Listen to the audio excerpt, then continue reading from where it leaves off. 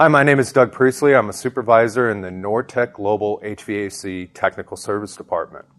For today's Lunch and Learn, we're going to talk about the FS4BG 20-SEER air conditioning unit that just launched this spring. We're going to cover some of the features of the system. We'll cover some install reminders. We'll also cover going over some of the basic diagnostics and components of the system. Let's talk about some of the features of the FS4BG air conditioning system.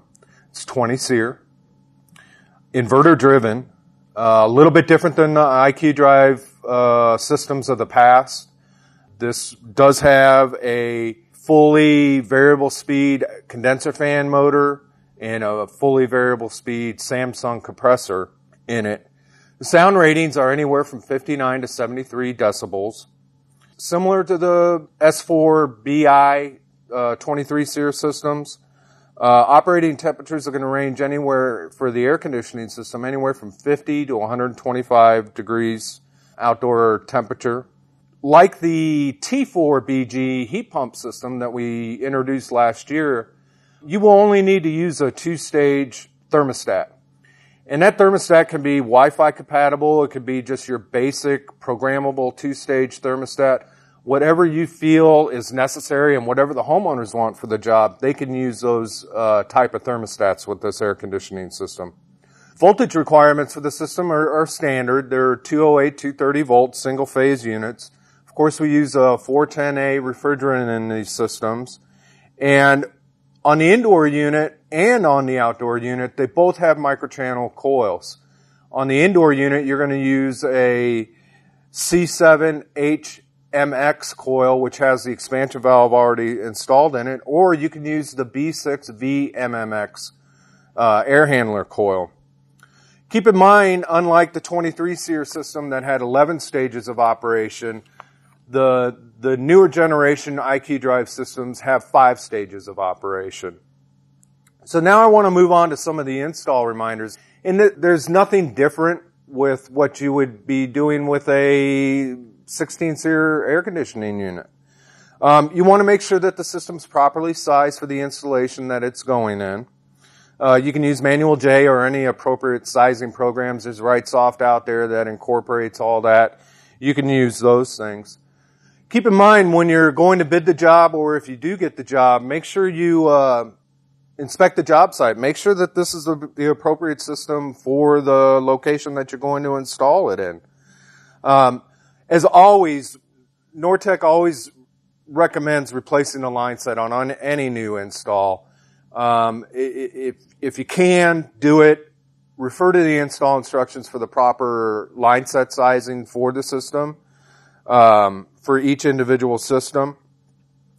If you can't replace the line set, replace as much as you possibly can and then run a RX11 flush or something similar to that through the rest of the line set and make sure that you get any contaminants out of there, especially if it was running on R22.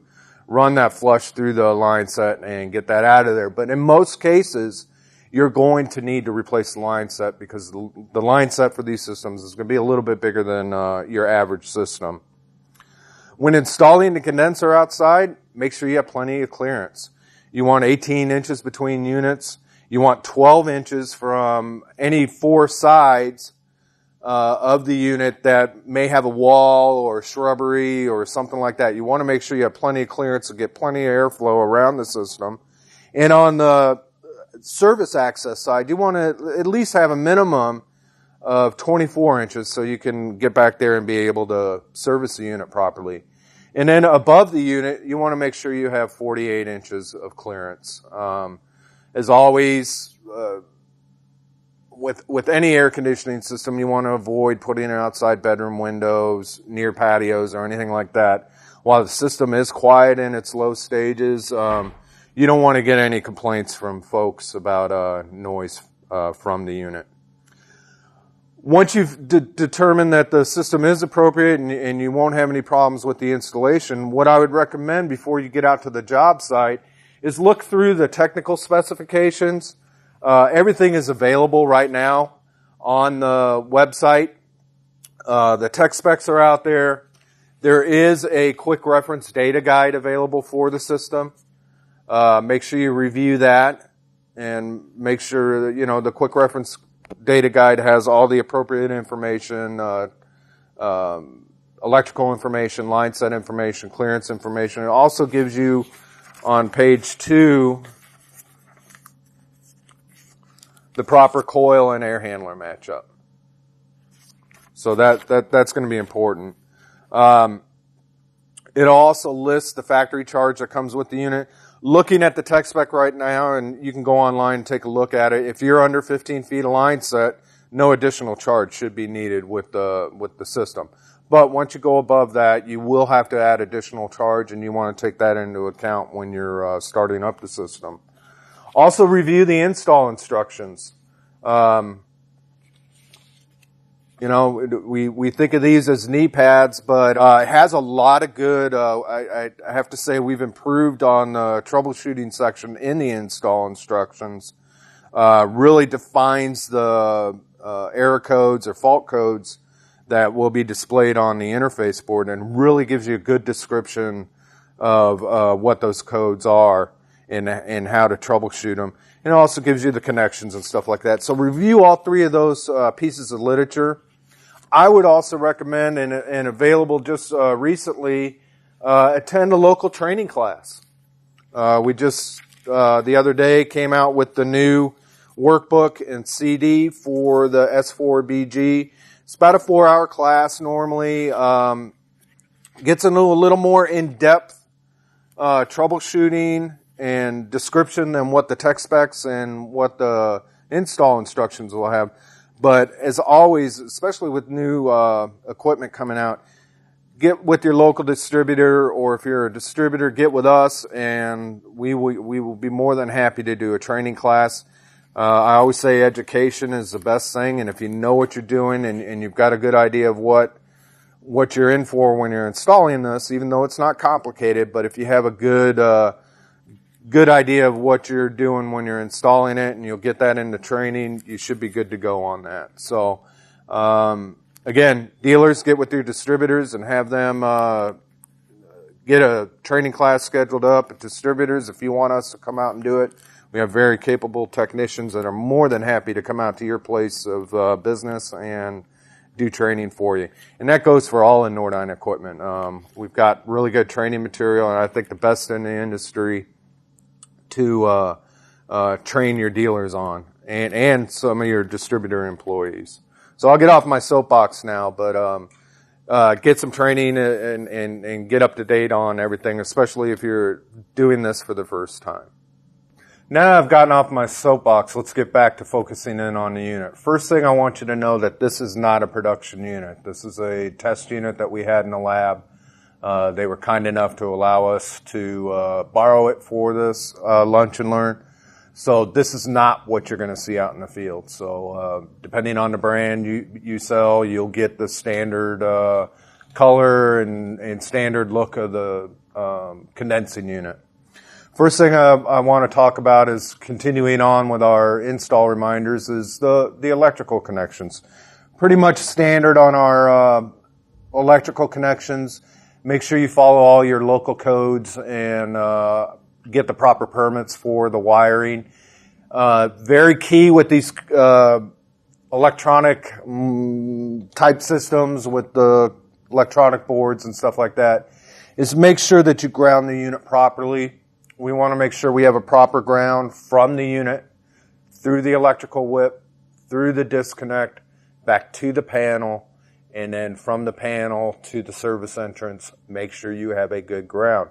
If you do not have a good ground, you will get intermittent issues with the system because it's not properly grounded. If necessary, drive a ground rod right next to the unit.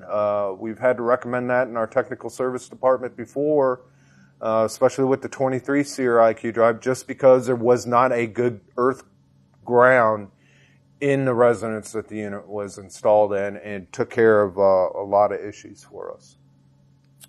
Thermostat. Again, as I mentioned earlier on, just a standard 2-stage thermostat. You can go with a very simple thermostat, or you could go with high-dollar Wi-Fi type thermostats, whatever you want to use. As long as it's two-stage, it doesn't have to be heat pump compatible because remember this is just an AC only unit. Whatever you choose to use, it just makes sure the minimum thing is that it is a two-stage thermostat. So you make your choice from there. Low voltage wiring, just standard thermostat wiring going out to the unit. You will need to take R and C out here, Y1 and Y2. You do need, so it would be a 4-wire instead of a 2-wire system. You do need to run enough wire because these electronic components take 24 AC, 24/7 all the time going to it. So that kind of covers briefly the electrical.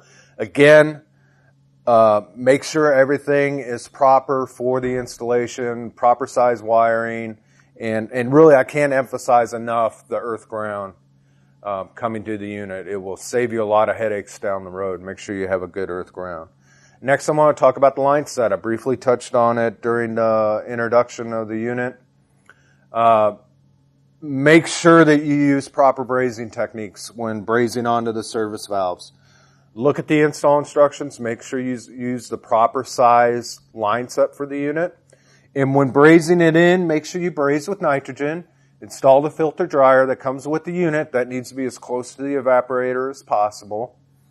Make sure, again, like I mentioned, braze with the nitrogen.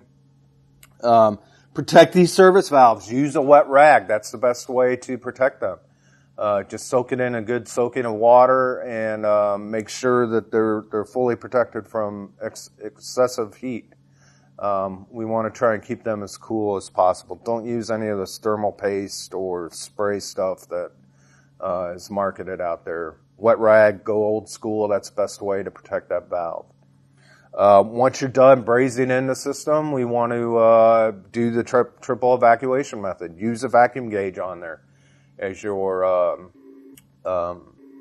evacuating the line set. So we want that line set as clean as possible and as dry as possible, and use a vacuum gauge to identify that for you. Once you're done brazing it in, you've connected the electrical up to it, you're ready to start up the system. First thing I would do before I broke the charge out of here, if my line set is in excess of 15 feet, you're going to have to add additional refrigerant to that system.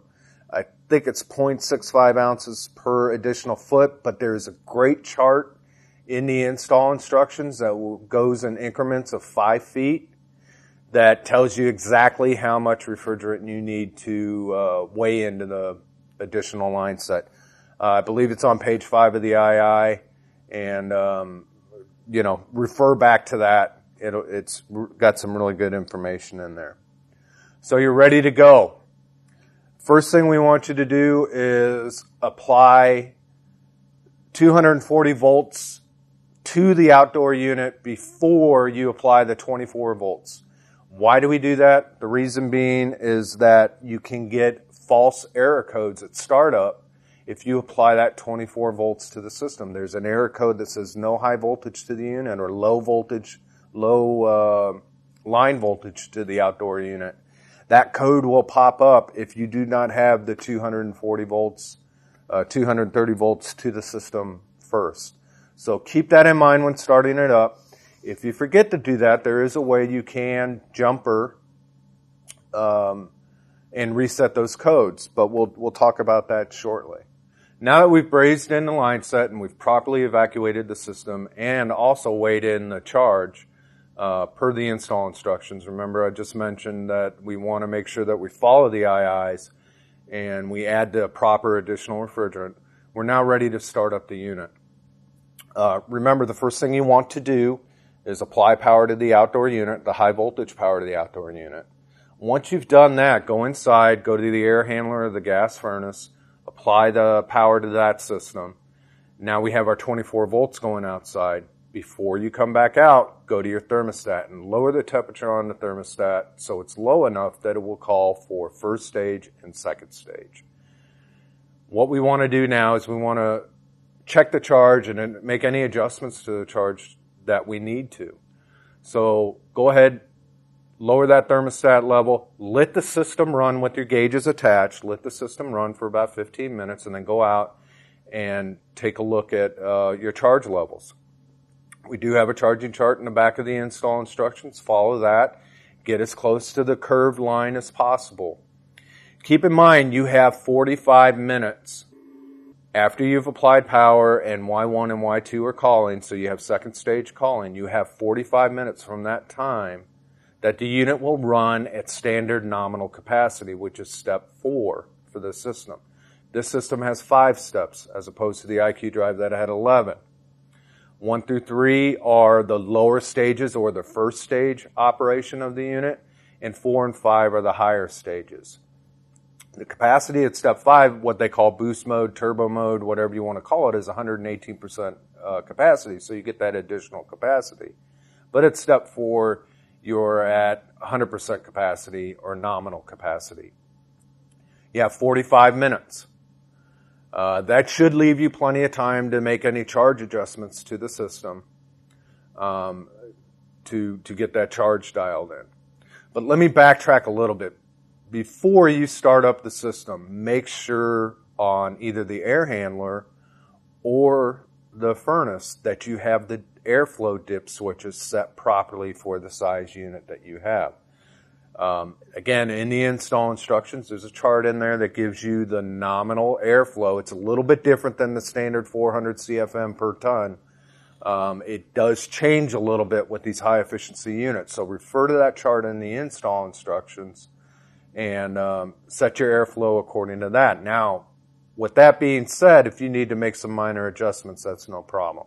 You can make some minor adjustments with those dip switches. But it is imperative that you set those dip switches for the proper airflow for the unit that you have. So I just wanted to kind of backtrack on that, just to add that as a reminder. Because we get numerous calls throughout the day, throughout the week, throughout the month, especially in the summer months, that guys don't set the dip switches on the blower control boards properly, and that's their only problem. And if you don't set that properly, that could mess up your charge, either to lead you to believe that you're overcharged or undercharged. So make sure you set those dip switches before you get into adding any additional charge to the system. So now that we've had the system run, we're charged properly, that's essentially it on the startup. At this point, you can start making sure everything's operating properly, making your checks inside, and going from there. You're good to go with the system as long as you've got it charged properly, you got your airflow set properly. Now you can back that thing down and test it out in first stage if you want to, and just make sure that it's operating properly. Now we've charged up the system, we've started it up, we're good to go. Next, I want to just talk about the normal sequence of operation from the system. So, once there's a call from the thermostat, either a Y1 call or a Y2 call, the first thing the system will do is run the condenser fan motor for approximately 1 minute. The reason why we do that is we want to make sure that we get an accurate reading or temperature of the outdoor outdoor ambient temperature. So we do that by running that fan for a minute. Once we've gotten an accurate outdoor air temperature, the unit will start up. Again, the way these systems work is, depending on what stage is calling, will determine what stage the unit will run at. So if you only have Y1 calling, the only 3 stages that you'll get to, or 3 stages of the system running, are 1 through 3. The interface board will then look at the previous run cycle, what step it was running at, and for how long, to determine what this next cycle is going to be. So it has some algorithm, it has some previous run history that determines exactly what stage the unit's going to run at. Same goes for the second stage. It will always start at stage 4, but then from that point, it will determine what stage it needs to run at. If it needs to go to boost mode or if it needs to remain at step 4.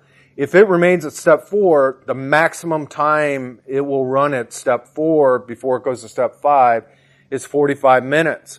Once that 45-minute threshold is hit at stage 4, if there's still a Y2 call, the interface board will say, hey, I've been running at 45 minutes. I need to bring this temperature down a little quicker, so I'm going to go up to the boost mode to bring extra capacity to that evaporator to try and bring that temperature down lower.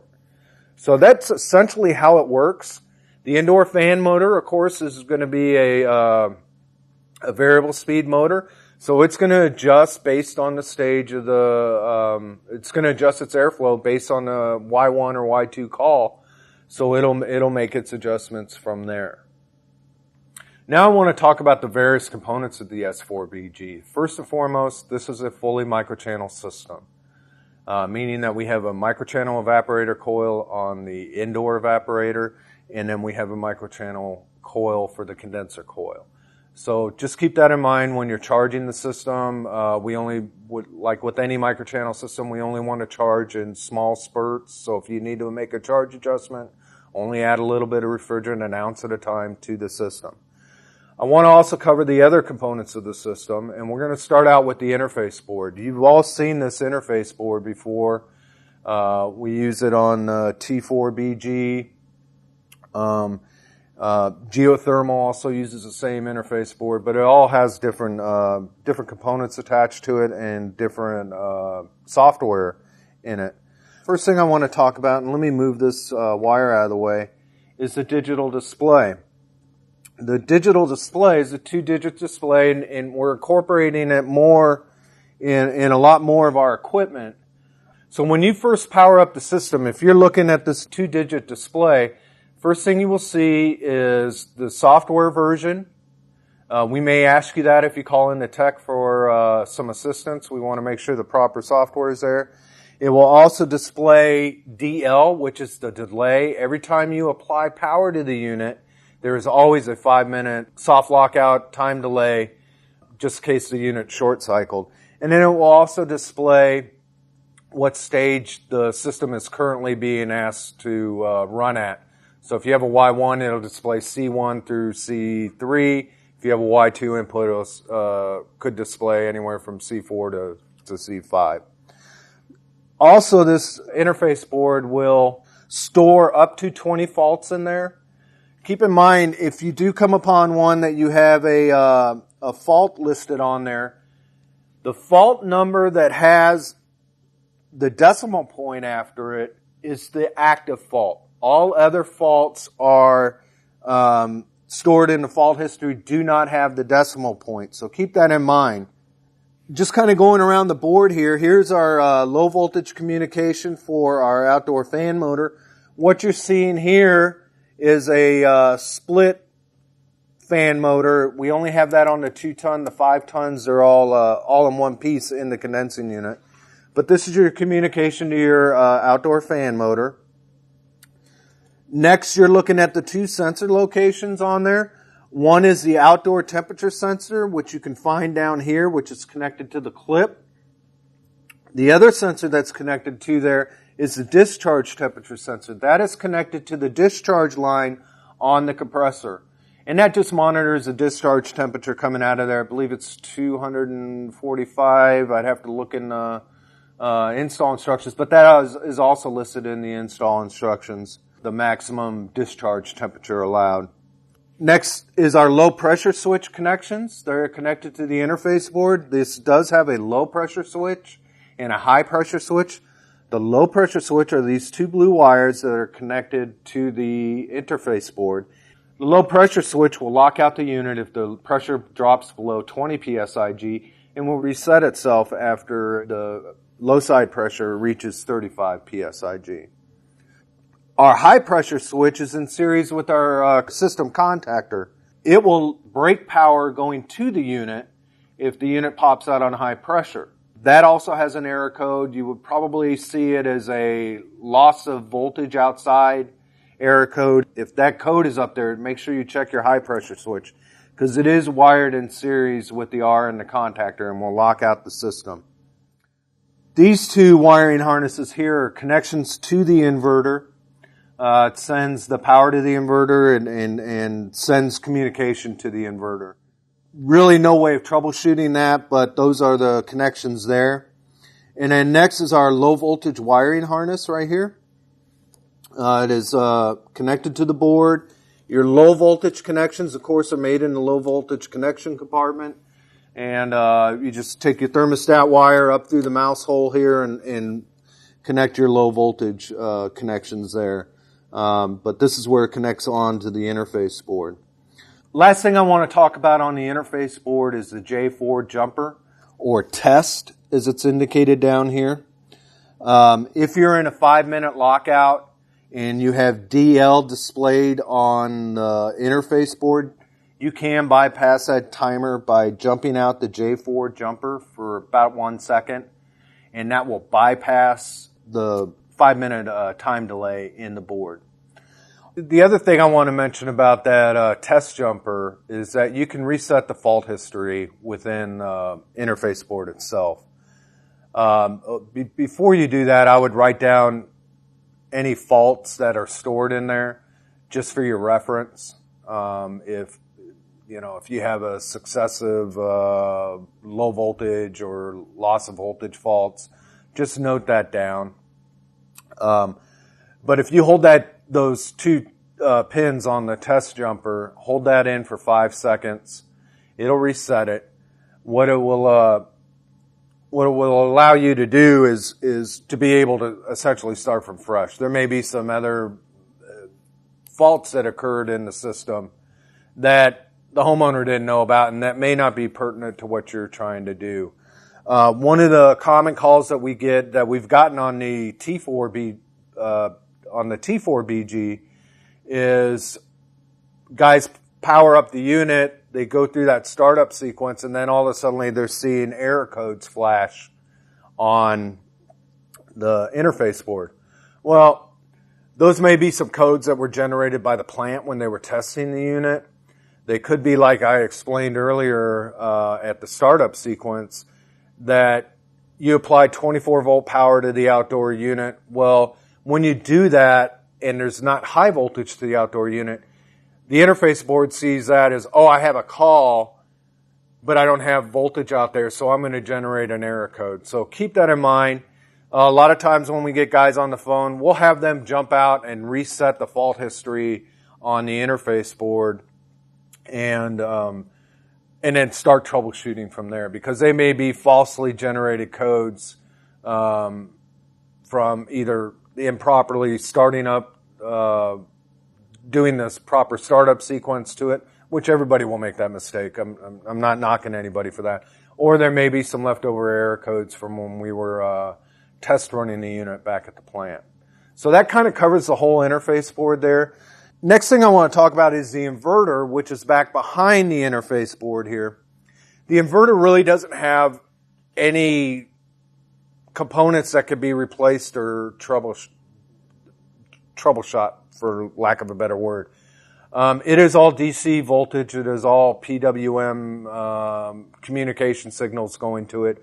The interface board will read any faults that come from that inverter board. But essentially, the inverter board's sole function is to monitor and operate that rotary, variable speed rotary compressor and make sure it's running on tip-top shape. On the inverter board, there are 2 LEDs, one green, one red. If everything is operating normally, the green LED back behind the interface board will flash slowly. There is a red LED next to the green LED, and if it's flashing, it would indicate that the inverter has a problem, or something's wrong with the inverter. It should generate a corresponding error code to the interface board. Just keep in mind that that's really all you can look at on the inverter board. It's kind of similar to the 23 SEER that we were looking for a solid red LED, and that kind of indicated that it was getting power and it was getting communication. Similar to with this. If you've got a green LED that's blinking slowly, everything's normal. If the red LED is lit next to the green LED and the green LED is off, you have an error with that inverter. You need to try to troubleshoot it, look for the code in the fault history, and then troubleshoot it from there. If you have to replace the inverter, when you get the new inverter, you will get the inverter and a new interface board. If you have to replace the interface board only, that is a separately sold part, and you will get the interface board, and that's it. But if you have an error or a failure of the inverter, you will get both components when you order a replacement part. So that's really all we have to talk about on interface board and the inverter. I want to highlight some of the other components in the system. The first component I want to talk about is the contactor. Pretty standard contactor that we have here. We use with all of our units. Your line voltage coming in connects directly to the contactor, and contactor's pulled in 24/7. It's got RNC going to it all the time. Next are just some terminals that we're using for the inverter from the compressor going to the inverter. There's some terminals there. Next I want to talk about is the reactor coil. You've seen this in all of our high SEER equipment. Essentially what it does is prevent the inverter from getting current spikes. So if you have a voltage surge or a surge in current for some reason, that reactor coil is there to protect the inverter from any damage. As I mentioned, this module here is for the condenser fan motor. If you do have a fan motor that goes bad, make sure you indicate which tonnage you have. And if you have a 2-ton, you're going to be replacing both of these. That covers the components on the S4BG. I think you'll find that this is a fairly simple system to install. It shouldn't be any different than installing a 13 SEER or a 14 SEER or a 16 SEER. Little less complicated than IQ Drive S4BI system. A little more flexible in what you can do with it. I think you'll find that troubleshooting it is going to be a little bit easier. There's not a lot of repairable parts on here, but I believe that the error codes will, believe there's 25 error codes that could be associated with this, and if you keep those install instructions with the unit or in at the indoor system, you'll be able to troubleshoot this fairly easily. If you have any questions, go ahead and click on the lower left-hand side of the screen. Submit your questions now, and with that, I will go back to the studio.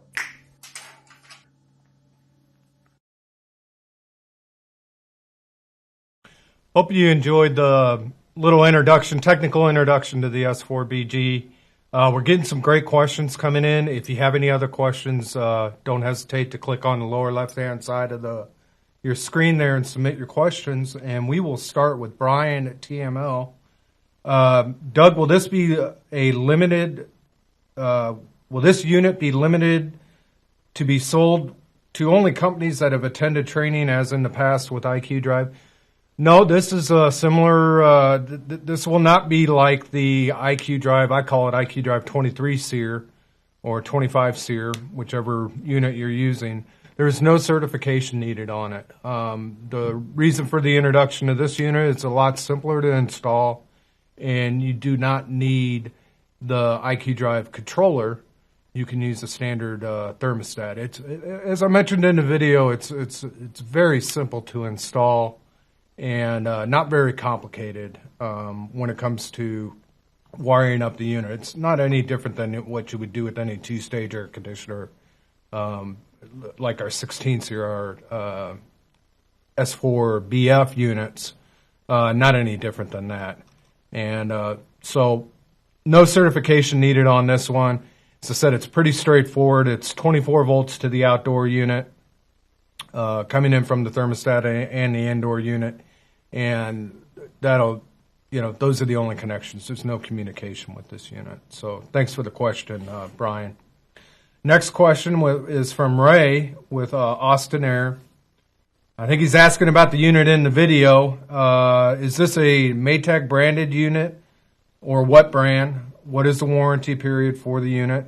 Hope if you're talking about the one in the video, that was a lab sample. That's not a production sample, so don't get messed up with the different look of it. But believe it will be, it is launched in the Maytag and all premium brands. So Frigidaire, Westinghouse, Tappan, Brown. I'm sure I'm forgetting somebody here, but all in the premium brands will have the FS4BG unit out there. Next question, we'll go to Ray again. If using a two-stage thermostat, what determines what stage the AC is running in and runtime and temperature? Well, as I mentioned in the video, it's just 24-volt input, so you have a Y1 input and a Y2 input. So if Y1's calling, you could have any one of the lower stages. There's a total of 5 stages. 1 through 3 are activated when Y1 is energized out at the outdoor unit, and then 4 and 5 are energized if Y2 is energized. Now, what determines the length of runtime and stuff like that? The staging will be based off of the previous cycle. So whatever the runtime was on that, the algorithm in the interface board will determine what stage it needs to run at and for how long for it to run the most efficiently. So that's going to be based on that input. When you go to a Y2 input, you're always going to run at C4 or stage 4 for 45 minutes. Then after that, if after that 45-minute period of time you have not satisfied Y2, it will then boost up to C5, which is 118% capacity. And it will run until it satisfies that Y2 input into the unit. So that's how it works. It's really going to base its runtime on the current run cycle on the previous one and then make adjustments from there to try and get it down to temperature as quickly as possible. So I hope that answers your question, Ray. And that's how it works. We'll start with Steve with Gem Air. When step 5 is satisfied, the set point, will the unit drop to 100% step 4, or will it go into the lower steps and completely cycle off? If you enter in step 5, it's going to go until both stages are satisfied, and then on the next run cycle, it will stage accordingly. It's kind of like our gas furnaces. Once we go into second stage, we stay in the second stage because for some reason you needed all that capacity. So we're going to satisfy that temperature as quickly as possible, shut down the unit, and then on the next cycle, we'll determine where we need to operate from there. So hopefully on that next cycle, you're only going to need first stage. And it's similar to the 23 SEER with the 11 stages.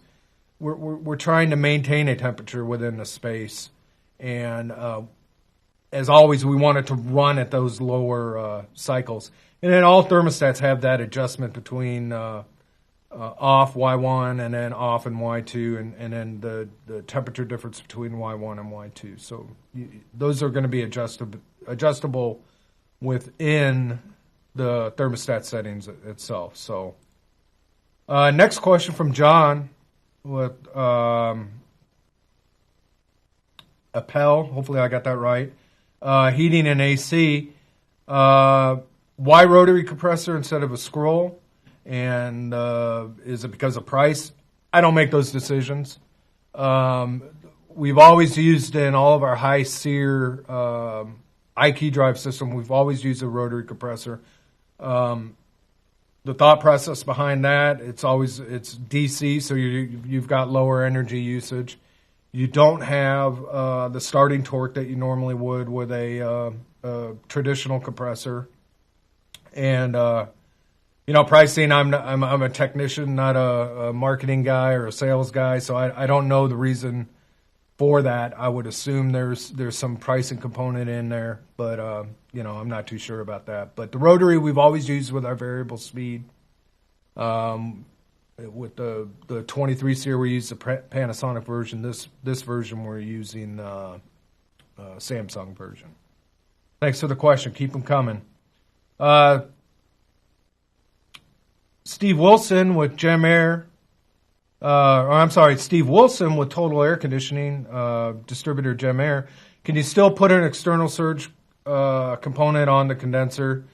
Yes, I would, especially down in Florida, maybe some places in Texas. You want to keep that voltage as clean as possible. You want to prevent any surges from coming in there. Now, you do have the reactor coil, just like you do with the IQ Drive 23 SEER.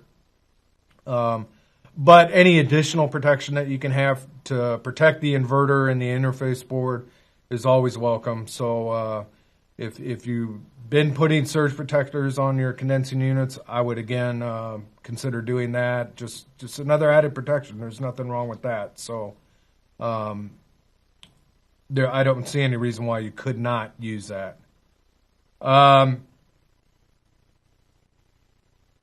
We'll go back to Brian again. Will this lecture be available on Nordyne U or in the YouTube site?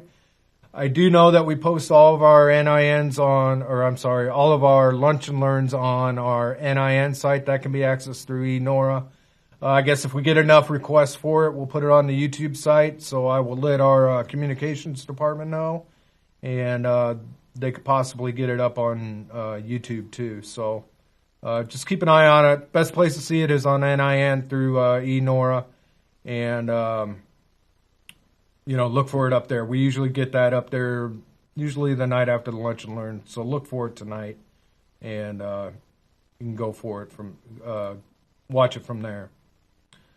Lee with Coburn Supply. How did you disappear like that? Movie magic, I guess. We'll leave it there. Jerry Marshall with Lemming Supply. Does this require shielded cable? No, this does not require shielded cable. Just like the FT4BG, the S4BG does not require shielded cable. Again, we heard you on the 23 SEER. We knew the shielded cable could be a little bit cumbersome for some of the contractors and distributors out there.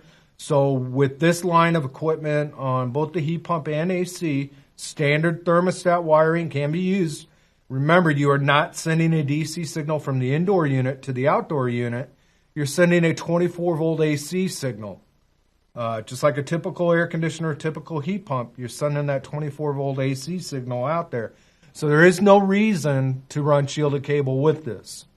So I think for some of you, you'll see that as an improvement with this system. For others, you may not. But we listened. We went ahead and did 24-volt AC going out to the out to the interface board, and had the interface board in the outdoor unit. So all we're looking for is a signal from the thermostat, 24-volt AC, and you just need to run thermostat wire. So I'm sure I'm hearing some cheering and out on the internet right now.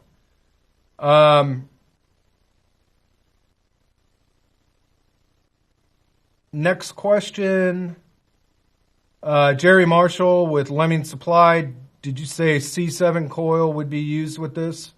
Yes, a C7 coil. I'm drawing a blank right now, and I don't have the paperwork with me, but yes, there is a C7 coil that would be used with this. Remember, the outdoor unit has a microchannel condensing unit, microchannel coil on the condensing unit, and we are using a microchannel C7 coil in the indoor unit too. I believe it's a C on the air handler side. It's a B4 EMX coil that you're going to use for the air handler. You might confirm that. I don't have drawn a blank on the exact model number of the coil, but if you look at the QRD on the literature website, it'll have both the C7 coil listed up there and the B6 air handler that can be used with it. Tim with Nordyne Distributing, what's the SKU number on the training module you displayed? I knew somebody was going to ask that, and I meant to bring the training module with me, but I left it on my desk, so shame on me, but you can find it under the literature storefront. Tim, I have your information here, and I will email you that. If anybody else needs that, again, it's fairly simple to find up there.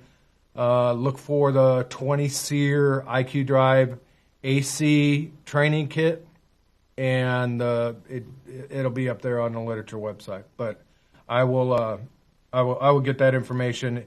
Just email me if anybody needs that information. You can't find it on the literature storefront. My email address is Priestley, Priestley, D as in Doug, @nordine.com. Next question from Jeff. Is there a place where we can get further information on how the staging algorithm works?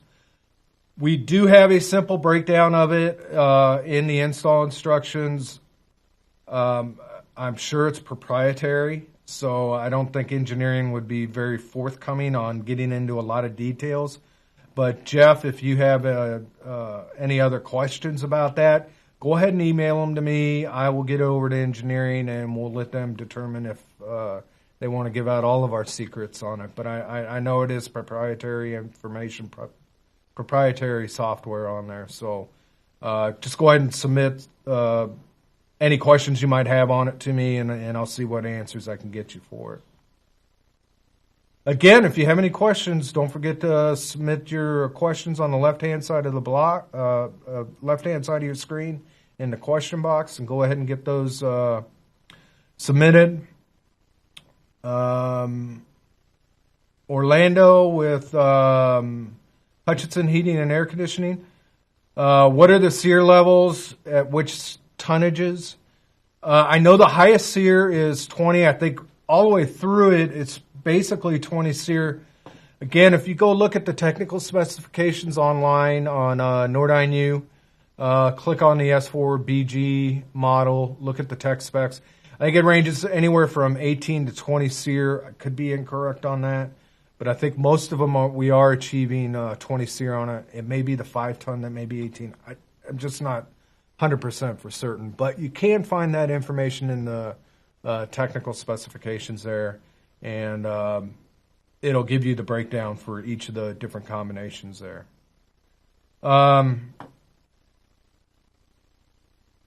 Next question from, again, Ray.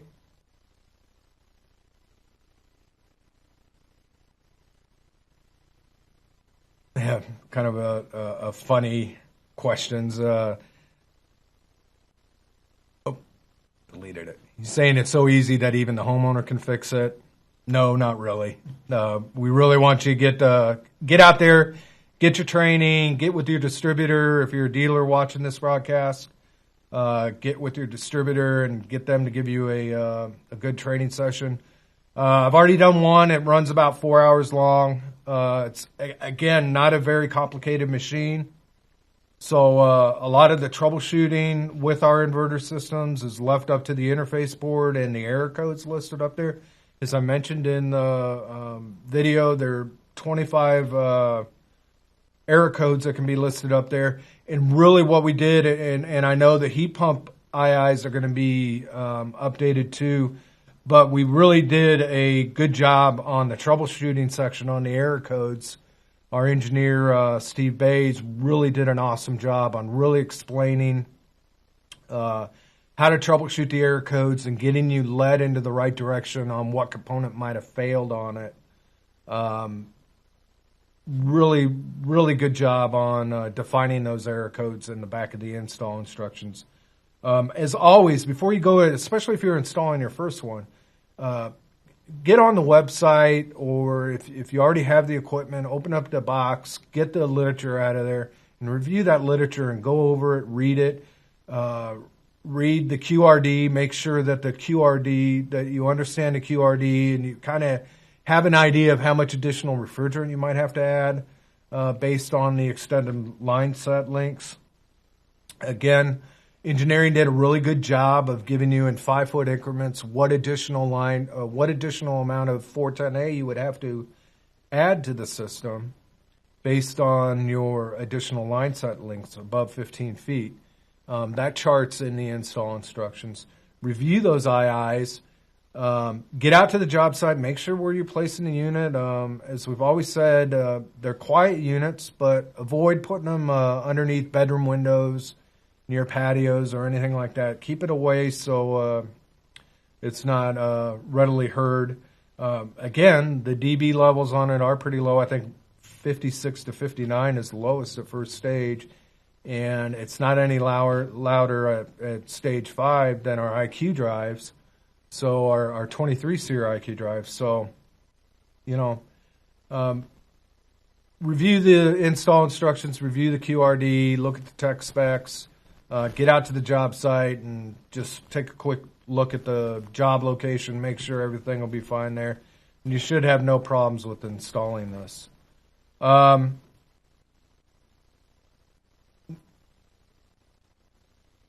Another question from Ray. Ray's really with Austin Air. Does it come in all sizes or just 2, 3, and 4 ton and 5 ton? Yes, they're even tonnages. It's 2, 3, 4, and 5 tons. You do get, with this IQ drive system, you do get a 5-ton system. We never did get to a 5-ton on the 23 SEER, so you do have the varying tonnages. There are no half tonnages on this just because of the modulation on it. And going from 40 to 118%, it's really difficult to say if you need a half tonnage. So it's just 2, 3, 4, and 5 tonnage are available. Kurt with Thrifty Supply has a question. What are there maximum line set links? As always, we go up to a maximum of 100 foot on line set links. Anything above and beyond that, you would refer to our extended line set links chart. Review those install instructions, follow those rules, and you should be good to go. Now, when you get above that 100-foot line set link, you are going to drop some efficiency, but it's minimal. So keep that in mind when you're installing it. Brian with TML is asking if this is a steel base pan or plastic base pan. It's typical of all of our units. We're using the composite base pan on it. It is not a steel base pan, so it would be our standard composite base pan, just like all of our other condensing units. Again, if you have any questions, just submit them on the left-hand side of your screen. Jose with Nortec, I believe Nortec International, Nortec Global HVAC International. Does the inverter compressor, once it reaches its desired temperature, does it turn off or does it continue to run at lower capacity? No, this will operate like a standard condensing unit. Once it satisfies temperature, it will shut down. It will not stage down like the IQ drive. Now, within those calls and based on that previous run cycle, you will get staging within Y1, or you will get staging within Y2 between 4 and 5, and then Y1 is steps 1 through 3. Keep in mind, if you're out looking at the condensing unit while it is running, the LED, the 2-digit LED display will indicate what stage it is running at that particular point in time. So you'll see it either C1, C2, C3 if you're in Y1 or first stage. And if you're in Y2, you'll see C4, C5. So if you have a Y2 output and you're running a lower stage, for some reason there's something wrong with the interface board. You're not getting that Y2 input into that interface board for some reason. So that's how it works there.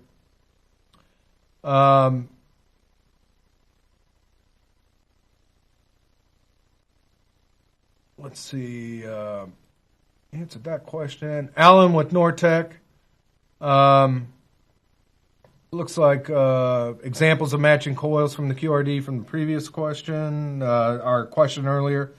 Looks like they're using the C6V MMX24, let's say for a 2-ton, or we're using the C7BA or H MX24. So it's going to be a microchannel indoor coil. Thanks, Alan, for the clarification there. It is going to use a microchannel TXV coil on the indoor evaporator coil, both in the evaporator and in both in the split or the A coil and in the air handler. So thanks for the clarification on that, Alan.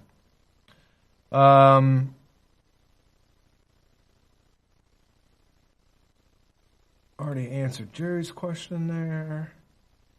Already answered that question. Sorry, going solo today. Question from Maria with Nortec: Can a Wi-Fi thermostat be used with the S4BG? You can use any thermostat, any two-stage thermostat you want to use. You want to use a non-programmable simple thermostat, two-stage thermostat, you can.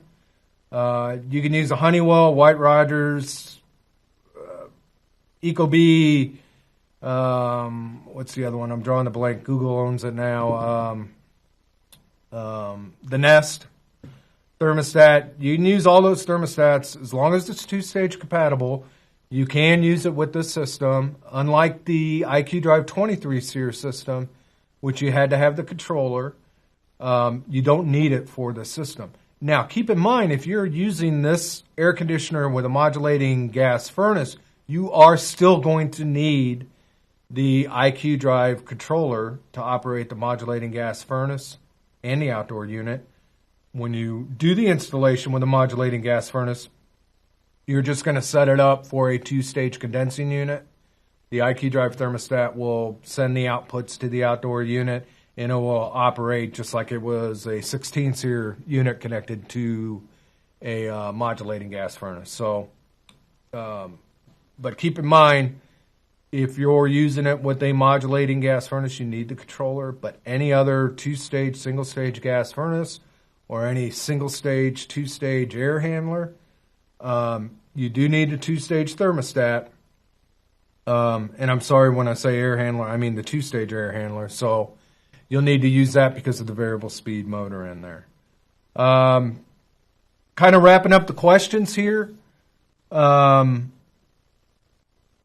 If I do not get to your question, as I said, I have a list, or if you have something, just shoot me an email. I'll ask a couple more questions here. Kind of a simple question here. What kind of compressor is used in the S4BG? We kind of answered that a little bit earlier, but it is a Samsung rotary compressor in there. We're not using a Panasonic inverter. We're using a Ruking inverter in there. The interface board is a Ruking interface board, so all of the communication properties of this system are contained in the condensing unit. So keep that in mind. And the last question here from Brian. I just deleted it on accident. Jeff Mitchell with Jeff with Nortec. Will a Honeywell Red Link system cause any trouble with this system? I'm not sure what a Red Link system is. I will do some research. Jeff, if you shoot me an email, I don't know what that all encompasses with the Honeywell Red Link system, but if you shoot me an email, I'll do my homework on it and dig up some information about the Red Link. And if you have a specific question or specific concern about its compatibility with the Red Link, just shoot me an email on there, and we'll go with it from there. With that, any questions I have left over, just shoot me an email. I'll get the email addresses from here. With that, thanks for watching this Lunch and Learn. I hope you got a lot of good information out of it. Distributors, sign up your dealers for some training classes. As I said, it can be done in about a half a day. Distributors, if you want us to come out and do some training for you on the system, we would be more than happy to do it. I've got 5 capable technicians back at Nortec that are willing to get out on the road and train your dealers on it too. So if you want to do a training class, get on the eNora, go to the training tab, and sign up for a training class. We'd be more than happy to do it. The next technical lunch and learn is going to be, I believe, on the geothermal system. So we'll get into a little more depth on that. And with that, thanks for watching. And if you have any more questions, just shoot me an email, and we'll see you at the next lunch and learn. Thank you.